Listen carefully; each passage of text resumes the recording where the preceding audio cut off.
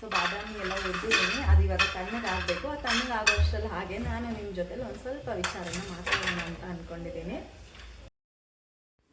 Hi all, ಈಗಾಗಲೇ ಒಂದು mini ವ್ಲಾಗ್ನ ಶೇರ್ ಮಾಡಿದ್ದೀನಿ.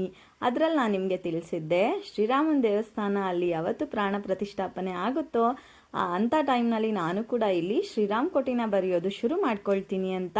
ಹಾಗೆ ನೀವು ಕೂಡ ಯಾರನ್ನ ಶುರು ಮಾಡೋರಿದ್ರೆ ಶುರು ಮಾಡಿ ಅಂತ ಕೂಡ ದೇವಸ್ಥಾನದ ಉದ್ಘಾಟನೆ ಹಿಂದಿನ ದಿನವೇ ನಾನು ವಿಡಿಯೋನ ಶೇರ್ ಮಾಡಿದ್ದೆ.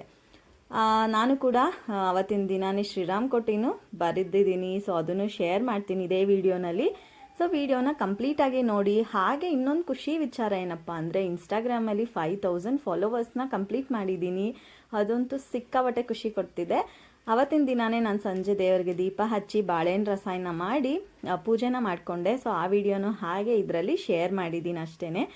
ಇವಾಗ ನಾನು ಶೇರ್ ಮಾಡ್ತಿರೋ ವಿಡಿಯೋ ನೀವೆಲ್ಲ ನೋಡ್ತಿದ್ದೀರಲ್ಲ. ಸೊ ಈ ವಿಡಿಯೋ ಬಂದುಬಿಟ್ಟು 22ನೇ ತಾರೀಕು ಸೋಮವಾರದ್ದು ಶ್ರೀರಾಮನ ದೇವಸ್ಥಾನ ಏನು ಉದ್ಘಾಟನೆ ಇತ್ತಲ್ಲ ಅವತ್ತಿನ ದಿನದ್ದು. ಅವತ್ತಿನ ದಿನ ಬೆಳಗ್ಗೆ ಸಾನ್ವಿ ನನಗೆ ಆಲ್ಮಂಡ್ ಬಟರ್ನ ಕೇಳ್ತಿದ್ಲು. ಸರಿ ಆಯಿತು ಮಾಡೋಣ ಮನೇಲಿ ಅಂದ್ಬಿಟ್ಟು ಮಾಡ್ತಿದ್ದೀನಿ. ನಾನು ಯಾವ ಥರ ಸಿಂಪಲ್ಲಾಗಿ ಮಾಡ್ಕೊಂಡು ಸ್ಟೋರ್ ಮಾಡ್ಕೊಳ್ತೀನಿ ಅನ್ನೋದನ್ನ ಈ ವಿಡಿಯೋನಲ್ಲಿ ತೋರಿಸ್ಕೊಡ್ತೀನಿ.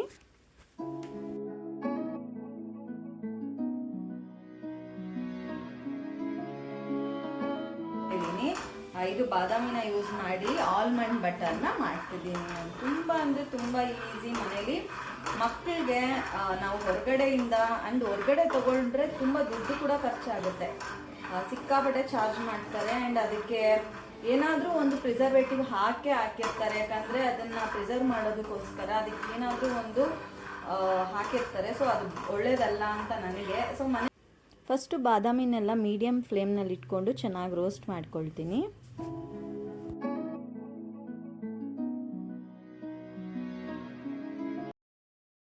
ಬಾದಾಮಿನೆಲ್ಲ ಹುರಿದು ಇಟ್ಟಿದ್ದೀನಿ. ಸೊ ಇದೆಲ್ಲ ಆರಬೇಕು. ಆರಿದ್ಮೇಲೆ ಇದನ್ನ ಮಿಕ್ಸಿಗೆ ಹಾಕಿ ರುಬ್ಬಿ ನಾವು ಬಟರ್ನ ಪ್ರಿಪೇರ್ ಮಾಡ್ಕೊಳ್ಳೋಣ. ಸೊ ಅಷ್ಟರಲ್ಲಿ ಕೆಲವಷ್ಟು ವಿಚಾರಗಳನ್ನ ಶೇರ್ ಮಾಡ್ಕೊಬೇಕು ಅಂತ ಅಂದ್ಕೊಂಡೆ. ನಾನು ಆಲ್ರೆಡಿ ಒಂದು ಮಿನಿ ಬ್ಲಾಗಲ್ಲಿ ಶೇರ್ ಮಾಡಿದ್ದೀನಿ.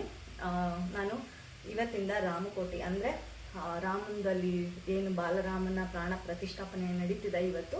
ಸೊ ಅಂಥ ಟೈಮ್ನಲ್ಲಿ ನಾನು ಕೂಡ ಇಲ್ಲಿ ರಾಮಕೋಟಿ ಬುಕ್ಕನ್ನ ಬರೆಯೋದನ್ನು ಶುರು ಮಾಡ್ಕೊಳ್ಬೇಕು ಅಂತ ಅಂದ್ಕೊಂಡಿದ್ದೀನಿ ಅಂತ ಆಲ್ರೆಡಿ ಒಂದು ಮಿನಿ ಬ್ಲಾಗಲ್ಲಿ ಶೇರ್ ಮಾಡಿದ್ದೀನಿ. ಸೊ ಅದನ್ನು ಇವತ್ತಿಂದ ಶುರು ಮಾಡೋಣ ಅಂತ ಅಂದ್ಕೊಂಡಿದ್ದೀನಿ. ತುಂಬ ತಿಂಗಳಿಂದನೇ ಅಂದ್ಕೊಂಡಿದ್ದೆ. ಆದರೆ ಹೇಳ್ತಾರಲ್ಲ, ಯಾವುದೇ ಒಂದು ಕೆಲಸ ಮಾಡೋದಕ್ಕೂ ನಾವು ಅಂದ್ಕೊಂಡಿದ ತಕ್ಷಣ ಅದು ಆಗೋದಿಲ್ಲ. ಅದು ಯಾವಾಗ ಆಗಬೇಕು ಅಂತ ಇರುತ್ತೋ ಆಗಲೇ ಆಗೋದು ಅಂತ. ಸೊ ಅದೇ ಈ ವಿಷಯದಲ್ಲೂ ನನಗೆ ಆಗಿರೋದು. ಅದು ಇವತ್ತಿಂದನೇ ಶುರು ಆಗಬೇಕು ಅಂತ ಇತ್ತೇನೋ. ಅದಕ್ಕೆ ನನಗೆ ಇಷ್ಟು ತಿಂಗಳಿಂದನೂ ನಾನು ಬರಿಬೇಕು ಅಂದ್ಕೊಂಡ್ರೂ ಅದು ಆಗಲೇ ಇಲ್ಲ ನನಗೆ. ಸೊ ಹೆಂಗೋ ಇವತ್ತು ತುಂಬಾ ಒಳ್ಳೆ ದಿನ. ಆ್ಯಂಡ್ ನನ್ನ ಮನಸ್ಸಿಗೂ ತುಂಬ ತೃಪ್ತಿ ಇದೆ ಇವತ್ತು ನಾನು ಶುರು ಮಾಡ್ತಿದ್ದೀನಿ ಅಂದ್ಬಿಟ್ಟು. ಆ್ಯಂಡ್ ಹಾಗೆ ಹಸ್ಬೆಂಡ್ ಕೂಡ ಒಂದು 3 ದಿನದಿಂದ ಸಿಕ್ಕಾಪಟ್ಟೆ ಬ್ಯುಸಿ ಆಗಿದ್ದಾರೆ.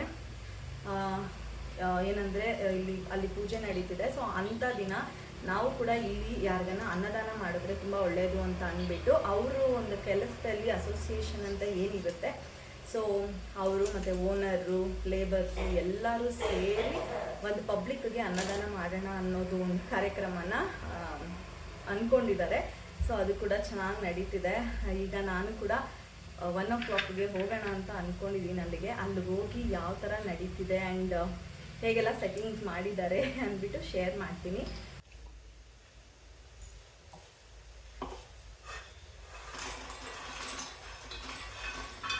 ಹುರಿದಿರೋ ಬಾದಾಮಿ ಎಲ್ಲ ಈಗ ತಣ್ಣಗಾಗಿದೆ.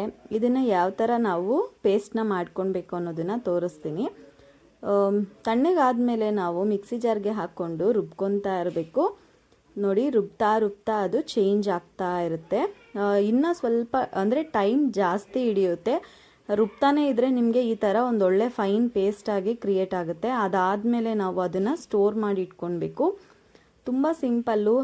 ಅಂದರೆ ಒಂದು ವಿಷಯ ಮರ್ತುಬಿಟ್ಟೆ ನಾನು ವಿಡಿಯೋನಲ್ಲಿ ಶೇರ್ ಮಾಡೋದು. ಆಲ್ಮಂಡ್ ಬಟರ್ ನಾವೇನು ಬಾದಾಮಿನ ಹಾಕ್ಕೊಂಡು ಪೇಸ್ಟ್ ಮಾಡ್ಕೊತೀವಿ ಅಂಥ ಟೈಮ್ನಲ್ಲಿ ಇದು ಅಷ್ಟು ಸ್ವೀಟ್ ಅಂತ ಅನಿಸೋದಿಲ್ಲ ಮಕ್ಕಳಿಗೆ. ಸೊ ಅದು ರುಬ್ಬೋ ಟೈಮ್ನಲ್ಲಿ ಒಂದು ಸ್ವಲ್ಪ ಬೆಲ್ಲದ ಪುಡಿನ ಮಿಕ್ಸ್ ಮಾಡ್ಕೊಳ್ಳಿ. ಸಕ್ಕರೆ ಹಾಕೋದಕ್ಕೆ ಹೋಗಬೇಡಿ. ಸಕ್ಕರೆ ಹಾಕೋದ್ರಿಂದ ಆರೋಗ್ಯ ತುಂಬಾ ಹಾಳಾಗುತ್ತೆ. ಸಕ್ಕರೆ ಬದಲು ಬೆಲ್ಲನ ಯೂಸ್ ಮಾಡಿ. ಬ್ರೌನ್ ಶುಗರ್ ಏನಾದರೂ ಮನೇಲಿದ್ದರೆ ಬ್ರೌನ್ ಶುಗರ್ನ ಹಾಕ್ಕೊಬೋದು. ಇಲ್ಲ ಬೆಲ್ಲ ಇದ್ದರೆ ಬೆಲ್ಲನ ಕುಟ್ಬಿಟ್ಟು ಬಾದಾಮಿ ಜೊತೆಲಿ ಅದನ್ನು ಕೂಡ ಮಿಕ್ಸ್ ಮಾಡ್ಕೊಳ್ಳಿ. ನಾನು ಆ್ಯಕ್ಚುಲಾಗಿ ಬೆಲ್ಲದ ಪೌಡರ್ನ ಹಾಕಿದ್ದೆ, ನಾನು ಅದನ್ನು ವೀಡಿಯೋನಲ್ಲಿ ತೋರಿಸ್ಲೇ ಇಲ್ಲ, ಮರ್ತುಬಿಟ್ಟೆ. ಯಾಕಂದರೆ ಸ್ವೀಟ್ ತಿನ್ನೋವಂಥ ಮಕ್ಕಳಿಗೆ ಆಮೇಲೆ ಇದನ್ನು ಇಷ್ಟಪಡೋದಿಲ್ಲ ಅವರು. ಬರೀ ಬಾದಾಮಿನ ನಾವು ರುಬ್ಬೋದ್ರಿಂದ ಅಷ್ಟು ಸ್ವೀಟ್ ಬರೋದಿಲ್ಲ. ನೋಡಿದ್ರಿ ಎಲ್ಲ ಎಷ್ಟು ಚೆನ್ನಾಗಿ ಮನೇಲೇ ಬೇಗ ಪ್ರಿಪೇರ್ ಮಾಡಿಕೊಂಡು ಹಾಗೆ ಬ್ರೆಡ್ಗೆ ಚಪಾತಿಗೆಲ್ಲ ಸ್ಪ್ರೆಡ್ ಮಾಡಿ ಮಕ್ಕಳಿಗೆ ಲಂಚ್ ಬಾಕ್ಸು ಕೂಡ ಕೊಟ್ಟು ಕಳಿಸ್ಬೋದು. ಈಗ ನಾನು ನನ್ನ ಮಗಳಿಗೋಸ್ಕರ ಅವಳ ಬರ್ತಡೇ ಇನ್ನೇನು ಹತ್ತಿರ ಬಂತು. ಸೊ ಅದಕ್ಕೆ ಒಂದು ಆನ್ಲೈನಲ್ಲಿ ಒಂದು ನೆಕ್ಲೆಸ್ನ ಬುಕ್ ಮಾಡಿದ್ದೆ. ನೆನ್ನೆ ಬಂದಿದ್ದು. ಸೊ ಹಾಗೆ ಇವತ್ತು ತೋರಿಸೋಣ ಅಂದ್ಬಿಟ್ಟು ತೋರಿಸ್ತಿದ್ದೀನಿ. ಹಾಸಿನಿ ಬರ್ತಡೆಗೆ ಅಂದ್ಬಿಟ್ಟು ನಾನು ಆರ್ಡರ್ ಮಾಡಿದ್ದೆ, ನೆನ್ನೆ ಅಷ್ಟೇ ಬಂತು. ಸೊ ಹಾಗೆ ತೋರಿಸೋಣ ಅಂದ್ಬಿಟ್ಟು ತೋರಿಸ್ತಾ ಇದ್ದೀನಿ. ತುಂಬ ಅಂದರೆ ತುಂಬ ಚೆನ್ನಾಗಿ ಬಂದಿದೆ, ನೋಡ್ಬೋದು. White colour stone, black colour, white and black ಸ್ಟೋನಲ್ಲಿ ಚೆನ್ನಾಗಿದೆ ಅಲ್ಲ. ಸೊ ಅವಳಿಗಿನ್ನ ಚೆನ್ನಾಗಿ ಕಾಣುತ್ತೆ. ಆ್ಯಂಡ್ ಏನು ಚುಚ್ತಿಲ್ಲ, ನೀಟಾಗಿ ಕ್ಲೀನಾಗಿದೆ, ಕಂಫರ್ಟೇಬಲ್ ಆಗಿದೆ. ಈ ಲಿಂಕ್ನ ನಾನು ಡಿಸ್ಕ್ರಿಪ್ಷನಲ್ಲಿ ಶೇರ್ ಮಾಡಿರ್ತೀನಿ, ನೀವು ಕೂಡ ಪರ್ಚೇಸ್ ಮಾಡ್ಬೋದು. ಆ್ಯಂಡ್ ತುಂಬ ಚೆನ್ನಾಗಿದೆ.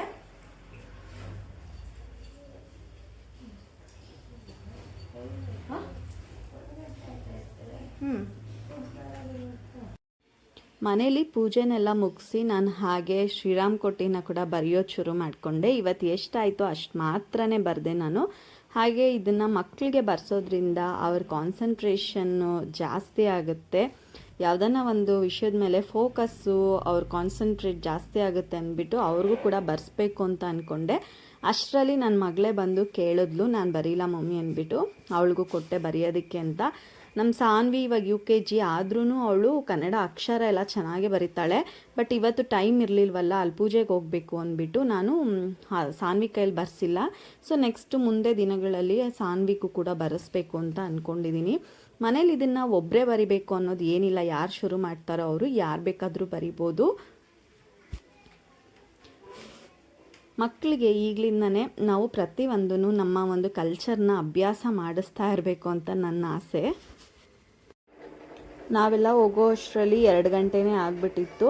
ನಾವು ಹೋಗಿ ದೇವ್ರ ದರ್ಶನ ಮಾಡಿಕೊಂಡು ಹಾಗೆ ಫೋಟೋನೆಲ್ಲ ಇಟ್ಟು ಪೂಜೆ ಮಾಡಿದ್ರು. ತುಂಬ ಚೆನ್ನಾಗಿ ಮಾಡಿದ್ರು, ಖುಷಿ ಆಯಿತು ನನಗೆ. ಇದೇ ಫಸ್ಟ್ ಟೈಮು ಈ ಥರ ಎಲ್ಲ ಮಾಡಿದ್ದು. ಯಾಕಂದರೆ ಈ ಸಲ ರಾಮಂದು ಯಾವ ಥರ ಆಗಿತ್ತು ಅಂದರೆ ಎಲ್ಲ ಕಡೆನೂ ಅನ್ನದಾನ ಮಾಡ್ತಾಯಿದ್ದಾರೆ, ಎಲ್ಲ ಕಡೆ ಪೂಜೆಗಳು. ನೋಡೋದಕ್ಕೆ ಒಂದೊಳ್ಳೆ ಊರಹಬ್ಬ, ಊರ ಜಾತ್ರೆ, ಎಲ್ಲರ ಊರಲ್ಲೂ ಅಷ್ಟೇ, ಎಲ್ಲರ ಮನೆ ಹತ್ರನೂ ಒಂದೊಳ್ಳೆ ಊರಹಬ್ಬ ಥರ ನಡೀತಿತ್ತು. ಇಷ್ಟು ವರ್ಷದಲ್ಲಿ ಈ ಥರ ಎಲ್ಲ ನಾವು ಎಲ್ಲೂ ನೋಡಿರಲಿಲ್ಲ ಅಂತಲೇ ಹೇಳ್ಬೋದು. ನಾವು ಹೋಗಿ ಊಟ ಮಾಡೋಣ ಅಂತ ಊಟಕ್ಕೆ ಕುತ್ಕೊಂಡ್ವಿ. ಊಟಕ್ಕೆ ಅಡುಗೆಗೆ ರುಮಾಲ್ ರೋಟಿ, ಪನ್ನೀರ್ ಗ್ರೇವಿ ಮಾಡಿಸಿದ್ರು. ಅದಾದಮೇಲೆ ರೈಸ್ ಐಟಮಲ್ಲಿ ಪಲಾವು, ಮೊಸರು ಬಜ್ಜಿ, ಆಮೇಲೆ ಒಂದು ಸ್ವೀಟ್ ಮಾಡಿಸಿದ್ರು, ಕೇಸರಿ ಬಾತು. ಸೊ ಇದನ್ನೆಲ್ಲ ನಮ್ಮ ಅತ್ತೆ ಬಂದಿರಲಿಲ್ವಲ್ಲ, ಅವ್ರಿಗೆ ಹುಷಾರಿಲ್ಲ ಅಂತ ಮನೇಲೇ ಇದ್ದರು. ನಾನು ಬಾಕ್ಸ್ಗೆ ಹಾಕಿಸ್ಕೊಂಡು ತೊಗೊಂಡು ಬಂದೆ. ಬೇರೆಯವ್ರು ಯಾರನ್ನ ಮಾಡಿದ್ದಿದ್ರೆ ಆ ಥರ ಎಲ್ಲ ಬಾಕ್ಸ್ಗೆಲ್ಲ ಹಾಕಿಸ್ಕೊಂಡು ಹೆಂಗಪ್ಪ ಬರೋದು ಅಂತ ಯೋಚನೆ ಮಾಡ್ತಿದ್ದೆ. ಸೊ ಅಲ್ಲಿ ಹಸ್ಬೆಂಡ್ ಇರೋದ್ರಿಂದ ಬಾಕ್ಸ್ ತೊಗೊಂಡೋಗಿದ್ದೆ ನಾನು. ಎಲ್ಲ ನನಗೆ ಅವ್ರ ಫ್ರೆಂಡ್ಸ್ ಎಲ್ಲ ಪಾಪ ಅವರೇ ಕೇಳಿ ಬಾಕ್ಸ್ ತಂದಿದ್ದೀರಾ ಅಂದ್ಬಿಟ್ಟು ಎಲ್ಲ ಹಾಕ್ಕೊಟ್ಟು ಕಳಿಸಿದ್ರು. ಆದರೆ ಜಾಸ್ತಿನೇ ಹಾಕ್ಕೊಟ್ಬಿಟ್ಟಿದ್ದಾರೆ. ನಮ್ಮ ಮೈದನ ಮನೆಗೂ ಸ್ವಲ್ಪ ಕೊಟ್ಟು ಕಳಿಸ್ದೆ. ಹಾಗೆ ನಮ್ಮ ಮನೆಗೂ ಕೂಡ ಎಷ್ಟು ಬೇಕೋ ಅಷ್ಟು ಇಟ್ಕೊಂಡು ನೈಟ್ ನಾನು ಏನೂ ಅಡುಗೆನೇ ಮಾಡ್ಕೊಂಡಿಲ್ಲ. ಆ್ಯಕ್ಚುಲಿ ಬೆಳಗ್ಗೆ ಟಿಫನ್ ಮಾಡಿದ್ದು, ಮಧ್ಯಾಹ್ನ ಊಟನೂ ಅಲ್ಲೇ ಮುಗಿಸ್ಕೊಂಡ್ವಿ. ನೈಟ್ಗೆ ಇಲ್ಲೇ ನಾನು ಎಲ್ಲ ಕೊಟ್ಟಿರೋದನ್ನೆಲ್ಲ ನೀಟಾಗಿ ಬಿಸಿ ಮಾಡಿ ಎತ್ತಿಟ್ಟೆ. ತುಂಬ ಚೆನ್ನಾಗಿ ಮಾಡಿದರು. ಭಟ್ರಿಗಂತೂ ಒಂದು ದೊಡ್ಡ ಥ್ಯಾಂಕ್ಸ್ ಹೇಳಬೇಕು. ಇಷ್ಟು ಚೆನ್ನಾಗಿ ಅಡುಗೆ ಮಾಡಿದ್ದಾರೆ ಅಂದರೆ ನಮ್ಮ ಹಸ್ಬೆಂಡ್ ಅದೇನೇ ಹೇಳಿದ್ರು. ಬಂದಿರೋ ಪ್ರತಿಯೊಬ್ಬರೂ ಅಷ್ಟೇ ಊಟ ಚೆನ್ನಾಗಿದೆ, ಅಡುಗೆ ಚೆನ್ನಾಗಿದೆ ಅಂದ್ಬಿಟ್ಟೇ ಹೇಳ್ಬಿಟ್ಟೋದ್ರಂತೆ. ಎಷ್ಟು ಜನ ಹೊಗಳಿದ್ದಾರೆ ಗೊತ್ತಾ ಅಡುಗೆ ಬಗ್ಗೆ. ನಮ್ಮ ಭಾವ ಅವರು ಪ್ರತಿ ವರ್ಷ ಅಣ್ಣಮ್ಮ ಕೂರಿಸಿದಾಗ ಅಲ್ಲಿ ಅನ್ನದಾನ ಮಾಡ್ತಾರೆ ವರ್ಷ. ಸೊ ಅಲ್ಲಿ ಅಡುಗೆ ಮಾಡೋವಂಥ ಭಟ್ರು ಅವ್ರನ್ನೇ ನಮಗೆ ಪರಿಚಯ ಮಾಡಿಕೊಟ್ಟಿದ್ದು. ಅವ್ರ ಹತ್ರನೇ ನಾವು ಅಡುಗೆನ ಮಾಡಿಸ್ಕೊಂಡ್ವಿ. ಪಲಾವು, ಕೇಸರಿ ಬಾತು, ಪನ್ನೀರ್ ಗ್ರೇವಿ, ಅದಕ್ಕೆ ರೋಟಿ ಮಾಡಿದ್ರು. ಅಷ್ಟು ಚೆನ್ನಾಗಿ ಮಾಡಿದ್ದಾರೆ ಗೊತ್ತಾ ಅಡುಗೆ. ತುಂಬ ಇಷ್ಟ ಆಯಿತು. ನಾವಂತೂ ಅಂದ್ಕೊಂಡ್ವಿ ನೆಕ್ಸ್ಟ್ ಇನ್ನೊಂದು ಸಲ ಏನಾರ ಫಂಕ್ಷನ್ ಇದ್ದರೆ ಅವ್ರನ್ನೇ ಕರೆಸಿ ಅಡುಗೆ ಮಾಡಬೇಕು ಅಂತ ಅಂದ್ಕೊಂಡ್ವಿ ನಾವು. ಸೊ ಇವತ್ತಿನ ವಿಡಿಯೋ ಇಷ್ಟೇ ಫ್ರೆಂಡ್ಸ್. ಇಷ್ಟ ಆದರೆ ಲೈಕ್ ಮಾಡಿ, ಶೇರ್ ಮಾಡಿ, ಸಬ್ಸ್ಕ್ರೈಬ್ ಮಾಡ್ಕೊಳ್ಳೋದನ್ನ ಮಾತ್ರ ಮರಿ